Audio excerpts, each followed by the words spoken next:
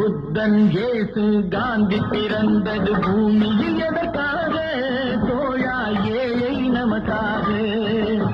கங்கை யமுனை காவிரி வைகை ஓடுவதற்காக.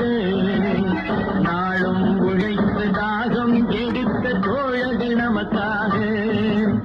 கேள்விக்குறி போல் முதுகு வளைந்து உழைப்பது எதற்காக? மானம் ஒன்றே பெரிதென எண்ணி பிழைக்கும் நமக்காக. புத்தன் இயேசு